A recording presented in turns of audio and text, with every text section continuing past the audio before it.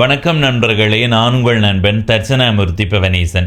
தமிழ் மக்கள் விடுதலை புலிகள் கட்சியை தேசிய மக்கள் சக்தி ஆதரித்திருக்கிறது.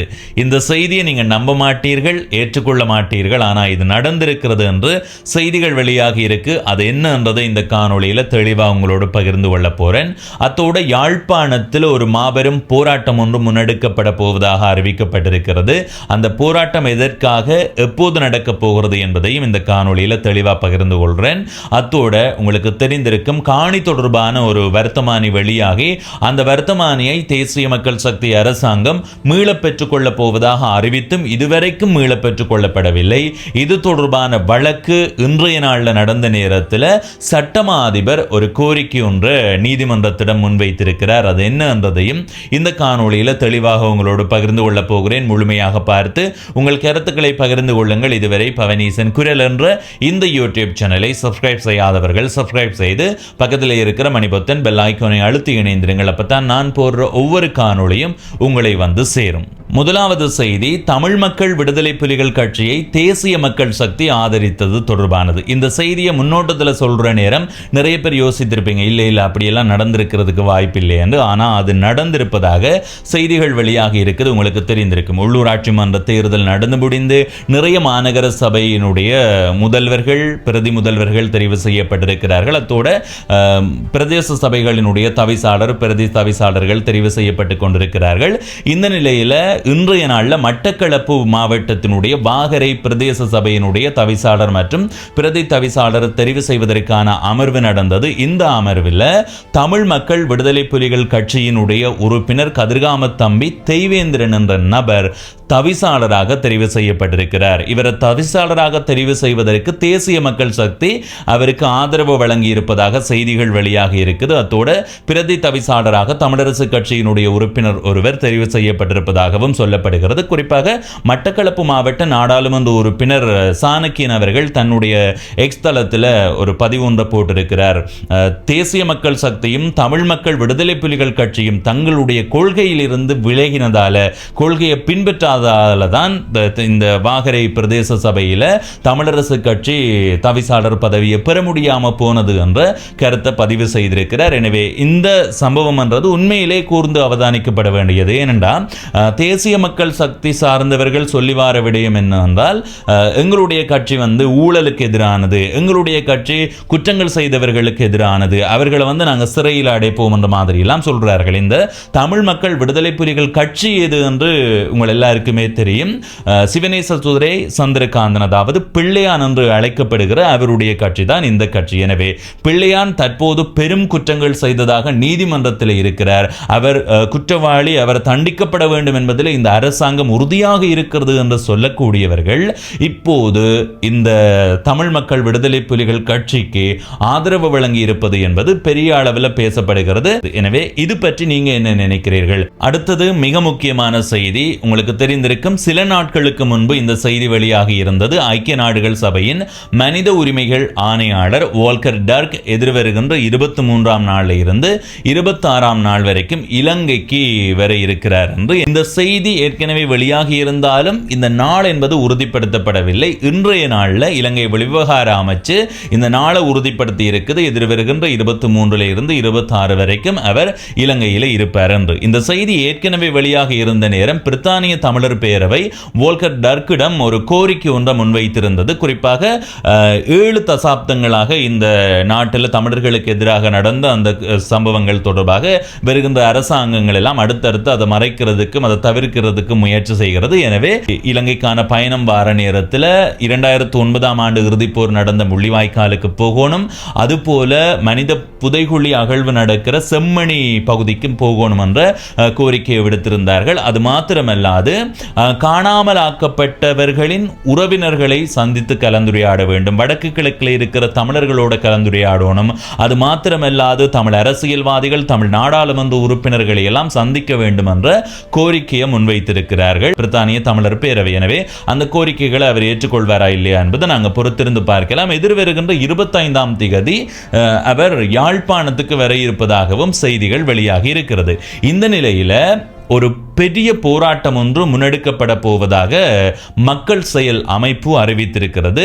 உங்களுக்கு தெரிந்திருக்கும், செம்மணி மனித புதைகுழி இப்போது தமிழர்களினுடைய மனதில் பெரும் தாக்கத்தை ஏற்படுத்தி இருக்கிறது. காணாமலாக்கப்பட்ட உறவுகளினுடைய உறவினர்கள் ஏற்கனவே ஒரு போராட்டத்தை முன்னெடுத்து இதில் சர்வதேசத்தினுடைய தலையீடு இருக்கணும், அவர்களுடைய கண்காணிப்பில் தான் இந்த அகழ்வு பணிகள் நடக்க வேண்டும் என்ற கோரிக்கையை முன்வைத்து ஒரு போராட்டத்தை முன்பு முன்னெடுத்திருந்தார்கள். இப்போது மீண்டும் ஒரு போராட்டம் மக்கள் செயல் அமைப்பால முன்னெடுக்கப்பட இருக்கிறது. எதிர்வருகின்ற 23ஆம் நாளில் இருந்து 25ஆம் நாள் வரைக்கும் இதுக்கு பேர் வைத்திருக்கிறார்கள் அணையா விளக்கு போராட்டம் என்று. முதல் 2 நாட்கள் 23, 24 என்ற இந்த 2 நாளும் சுழற்சி முறையிலான உண்ணாவிரத போராட்டமா இருக்கும். ஆனா 25ஆம் நாள் மாபெரும் போராட்டம் நடக்க போகிறதாக அறிவித்திருக்கிறார்கள். எனவே 25ஆம் தேதி மனித உரிமைகள் ஆணையாளர் வாரார், 25ஆம் தேதி இந்த பெரிய போராட்டமும் முன்னெடுக்கப்படுகிறது. எனவே இது அவருடைய கவனத்தை பெறுவதற்காகவும் முன்னெடுக்கப்படுவதாக எடுத்துக்கொள்ளலாம். ஏனென்றால் எந்த சந்தர்ப்பத்தில் நாங்கள் எங்களுடைய உணர்வுகளையும் எங்களுக்கு ஏற்பட்ட அந்த நிலையையும் வெளிக்காட்ட முடியுமோ அந்த சந்தர்ப்பத்தை சரியா பயன்படுத்திக் கொள்ளணும்.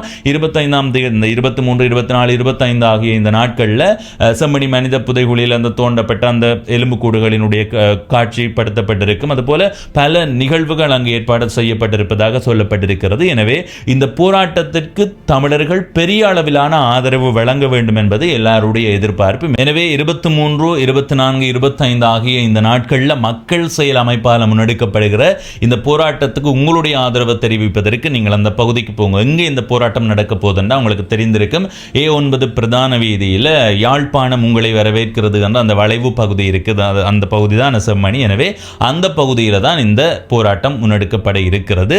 எனவே அந்த அமைதி பேரணியில் 25ஆம் நாளில் எல்லோருமே கலந்து கொள்ளுங்கோ.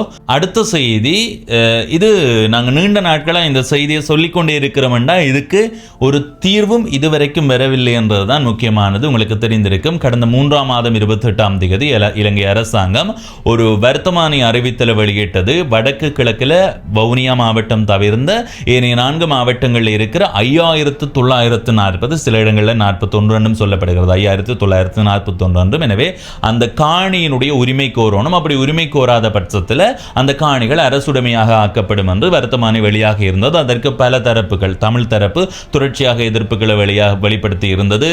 கஜேந்திரகுமார் பொன்னம்பலம் தரப்பாக இருக்கட்டும், M.A. சுமந்திரன் அவர்களினுடைய தரப்பாக இருக்கட்டும், ராமநாதன் அர்ச்சுனா அவர்களாக இருக்கட்டும், எல்லாருமே கடுமையாக எதிர்ப்பு தெரிவித்திருந்தார்கள். இந்த எதிர்ப்புகளினுடைய விளைவாக கடந்த மாதம், அதாவது 5ஆம் மாதம் 27ஆம் தேதி அமைச்சரவை முடிவுகளை அறிவிக்கிற அந்த ஊடக சந்திப்பில் இந்த காணி தொடர்பான வர்த்தமானியை அரசாங்கம் மீள பெற்றுக்கொள்ளும் என்று அறிவிக்கப்பட்டது. ஆனாலும் அந்த அறிவிப்புக்கு பிறகு எந்த விதமான மீளப் பெறுவது தொடர்பான வர்த்தமானியும் வெளியாகல. இதற்கும் தொடர்ச்சியாக எதிர்ப்புகள் வெளியிடப்பட்டது. M.A. சுமந்திரன் அவர்களும் ஏற்கனவே சொல்லியிருந்தார், இந்த வர்த்தமானி அறிவித்தல் மீளப் பெறப்படுவதாக சொன்னப்பட்டாலும் அதை மீளப் பெற்றுக்கொள்ளாட்டி நாங்கள் சட்ட மறுப்பு போராட்டத்தை முன்னெடுக்க வேண்டிய நிலை வரும், அதை தவிர வேறு எந்த வழியும் இல்லை என்ற ஒரு கோரிக்கையை முன்வைத்திருந்தார். ஆனால் தொடர்ச்சியாக இந்த கோரிக்கைகள் முன்வைக்கப்பட்டும் எந்த நடவடிக்கை மேற்கொள்ளப்படையில. அதுபோல கஜேந்திரகுமார் பொன்னம்பலம் அவர்களும் சொல்லியிருந்தார், இது தொடர்பாக தான் நீதி அமைச்சரிடம் கேட்டபோது விரைவில் நடவடிக்கை எடுக்கப்படும் என்று சொல்லியிருந்ததாக. எனவே இது நடவடிக்கை எடுக்கப்படுமா இல்லையான்றது ஒரு பெரிய கேள்வி. மீளப் பெற்றுக்கொள்வதாக அரசாங்கம் அறிவித்த போதும் அதை மீளப் பெற்றுக்கொள்வதில் ஏன் இந்த தாமதம் என்றது உண்மையிலே பொதுவாக இருக்கிற கேள்விதான். இந்த நிலையில் M.A. சுமந்திரன் அவர்கள் கடந்த 12ஆம் தேதி அடிப்படை உரிமை மீறல் மனு ஒன்றை தாக்கல் செய்திருந்தார். இந்த காணி வர்த்தமானி தொடர்பாக அவர் அந்த வழக்கை பதிவு செய்து கடந்த 17ஆம் தேதி வழக்கு எடுத்துக் கொள்ளப்பட்ட போது கால அவகாசம் கேட்கப்பட்டிருந்ததாம் சட்டமா அதிபரால். இன்றைய நாள் வரைக்கும் 20ஆம் நாள் வரைக்கும் அந்த 20ஆம் நாள் வரைக்கும் அவகாசம் தாங்கள் அமைச்சரவையோடு அந்த கலந்துரையாடி இது தொடர்பான முடிவு அறிவிப்பும் என்று இன்றைய நாளில் வழக்கு எடுத்துக் கொள்ளப்பட்ட போது எதிர்வருகின்ற 27ஆம் தேதி வரைக்கும் கால அவகாசம் சட்டமா அதிபரால் கேட்கப்பட்டிருப்பதாக M.A. சுமந்திரன் அவர்கள் தன்னுடைய முகநூல் பக்கத்தில் பதிவிட்டிருக்கிறார். எனவே 3 மாத காலத்தில் காணியினுடைய உரிமையை கோராத பட்சத்தில் காணி மீள பெற்றுக்கொள்ளப்படும் என்று தான் அறிவிக்கப்பட்டது. 3ஆம் மாதம் 28ஆம் தேதி அந்த வர்த்தமானி வெளியிடப்பட்டது. 6ஆம் மாதம் 28ஆம் நாளோட அந்த வர்த்தமானி அறிவிக்கப்பட்ட அந்த கால அவகாசம் முடியுது. எனவே ஒரு நாள் இருக்கக்கூடிய மாதிரி 27ஆம் தேதி தாங்கள் அந்த முடிவை அறிவிக்கிறதாக நீதிமன்றத்தில் அவகாசம் கோரப்பட்டிருப்பதாக செய்திகள் வெளியாக இருக்கு. மீள பெற்றுக்கொள்ள போவதாக அறிவித்ததுக்கு பிறகும் கூட எந்த விதமான நடவடிக்கையும் மேற்கொள்ளாமல் இருக்கிறார்கள் என்றா இதுக்கு பின்னாலே ஏதோ ஒரு காரணம் இருக்கும். அது என்னன்றதை நாங்கள் பொறுத்திருந்து பார்க்கலாம்.